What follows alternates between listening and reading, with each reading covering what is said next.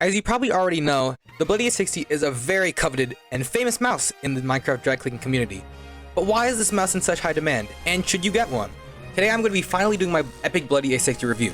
I'm going to be discussing the specs, pricing, whether or not it's good for drag clicking, if it's good for PvP and jitter clicking compared to my Rocket Cane 120, which is also a very good mouse for Minecraft, and if it's worth buying one yourself.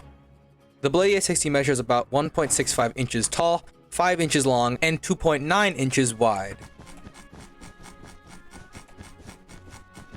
which is a little bit larger than my Rocket King 120. I personally don't have any problem with the size because I already have relatively big hands. I actually think it's more of a plus because the mouse button's actually wider, which is good for butterfly clicking if you do that. The mouse buttons also extend a little bit further back than most mice, which makes the mouse great for long drag clicking. Even though these mice are relatively the same size, I needed to do a little bit of adjusting when I first started using the mouse since my Rocket Cane is slightly tilted to the right and the A60 is level.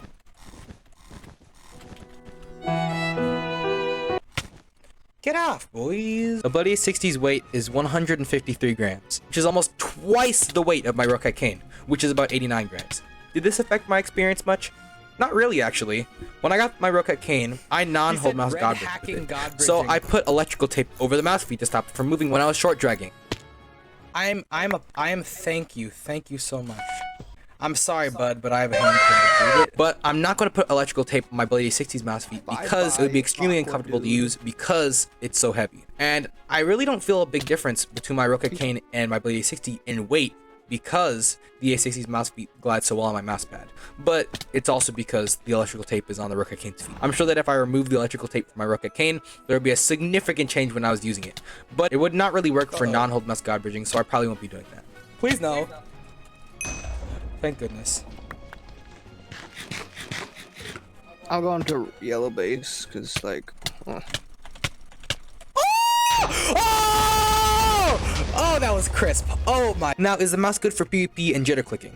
As you probably know this by now, I jitter click when I PvP. Tons of reviews I watched said that it was impossible to jitter click on the Bloody A60. And that was a really big fear I had when I was considering getting this mouse for PvP in the first place. Although there are many people who said this mouse is bad for jitter clicking, I disagree. The answer to that question that I would give after using this mouse for about a week is that it's not the best ever, but it's not bad. I personally use this mouse a lot currently, and I play pot PvP and boxing on MMC to warm up. I understand where people are coming from when they say this though, because in Intel Edit's latest video, where he reviewed the A bedless, which is very similar to the A60. He said that the mouse had a lot of pre-travel before a click would register on his mouse. I can understand what he's coming from though, because the A60's mouse button is a little bit harder to press down than the Rocket Cane's mouse button. But I can still jitter click 11 to 14 CPS, so that's all I really need. But at the start, after about an hour or two of playing pot PvP, my arm would be a little tired, but the more I used the mouse, the easier it was to click, and the longer I could go without becoming sore. So even though I just listed a ton of cons regarding the A60, I still think it's pretty good actually.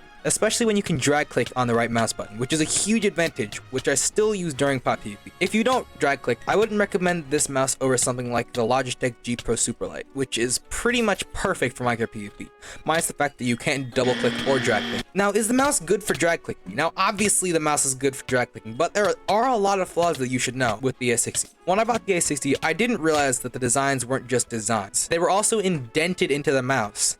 After drag clicking on the mouse for a while, some of your hand oil gets on the mouse, and you have to worry about cleaning it, which I'll go over in a future video. But it's harder to clean the mouse because the mouse buttons aren't flat like I thought. So some of the oil from my hands stays in the little hand textures and would get on my hands the next time I started drag clicking on, which is probably why I'll start using tape on my mouse, even though in these videos I'm not using tape. That's just to prove that you can drag click on without tape. The hand oil buildup can make the mouse pretty hard to drag click on. That could be the reason why the new A bedless doesn't have any indented designs on the mouse buttons. But I don't know. Pricing and build quality.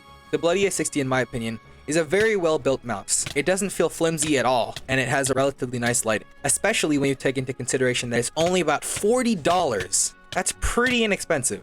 In conclusion, I definitely think that you should get this mouse if you like to drag click. You can drag very high CPS because of its stock texture, and aiming is very easy because of the great mouse feet.